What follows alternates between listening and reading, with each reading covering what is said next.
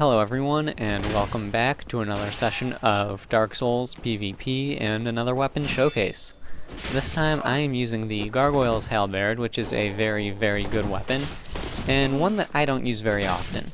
Now, with this weapon, it is definitely a quality weapon, but for the most part when you see people using it, they'll be using it along an elemental path.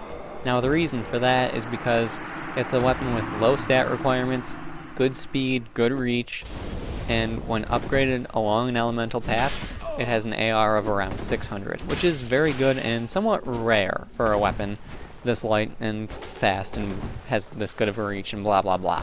So people will generally use it when they can't take advantage of the full plus 15 when they're not on a quality build. So it's a fairly common weapon, really. Now, right here I'm going to be fighting Warchild V1, another uploader. He streams on occasion. This night he happened to be streaming. I didn't know he was here, but we got in a couple of good matches, so I figured I'd throw them in. Now, the Gargoyle's Halberd. It has a weight of 6 units. It requires 16 strength and 12 dexterity in order to wield, and has a descaling in strength and in dexterity. So, as I was saying, it is a quality weapon. Now, in addition to all of that, it boosts your bleed and poison resistance by 25 when you're wielding it, so that's definitely a good thing. Now, there is something a little bit glitchy with this weapon, and you really do need to be careful of a person using a plus 15 version of this. I'll explain that after I go over the pros and the cons, so just wait for that. There's a reason why you need to be careful, and believe me, you need to be careful. It's a bit glitchy, and I'll explain later. Now, the pros and the cons of the weapon. The biggest pro of this weapon, I would have to say, is the reach. It's got a very, very long reach, one of the highest in the game, and in addition to the reach, its ability to dead angle is incredible. So those two things combined, you can dead angle your opponent from really far away, and there is nothing they can do about it because you are so far away. That's definitely a good thing. Now, other pros of the weapon, in addition to the amazing reach and its great dead angling ability, you can do some pretty good combos with it. Right there, I was actually going for a hit trade. Apparently, he only lived by about 18 health. It was close. It was a good match. So, yeah. Anyway, other pros, in addition to the good reach and dead angling ability, I would have to say it's got a very good moveset when you are just sort of R1 spamming. It's pretty fast for a weapon that's this size. You really wouldn't expect it, I guess. In addition to that, you have it's a good damage output. I mean, can't really complain about what I'm hitting. It's definitely better than some of the weapons I've used. So that's that. Now, the cons of the weapon, I would have to say that the biggest con of this weapon is how easily you can parry, or be parried rather, when you're using it. So if you do not try and dead angle with it, you can be parried very easily, just because it's predictable. I mean, there are only so many things you can do with this weapon.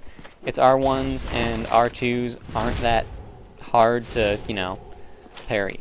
So unless you're trying to dead angle with it, you're most likely gonna be parried, which is why I try and mix up the way I'm turning and swinging and all that, just because it makes it a little less predictable and harder to parry.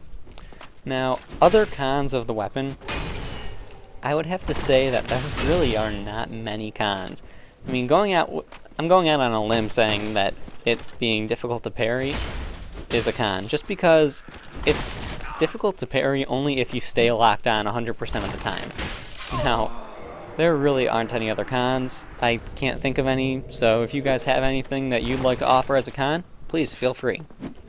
Now, this weapon has something very glitchy going on with it, as do all of the other Halberd class weapons. So, for those who are unaware... Oh my god. Oh my god. Oh my god, Lacey. My dog wrapped herself up in the charger for my laptop. Alright, so, just hold on one second. Lacey, why are you doing this? Okay, good girl. Alright, so, sorry about that, guys. So, the thing that's glitchy with this weapon is that it works with the Leo ring. Now, that's all well and good. It doesn't make sense because it doesn't really have a thrusting attack, But what does not make sense and is not well and good is the fact that I have an AR of 500 and... what is it? 502? Something like that. I've got an AR of 502. When I get a Leo Ring counter with a regular two-handed R1, it does 950 damage. That is more than the 68% that a Leo Ring should provide. So because of that, I mean, there is something definitely glitchy with it, and you need to be careful, because you never know when that could happen. So I'm just pointing that out. If you notice someone using a plus 15 version, be careful. So that is the last thing I have to say. This is the last fight. I hope you guys enjoyed, and I'll see you next time.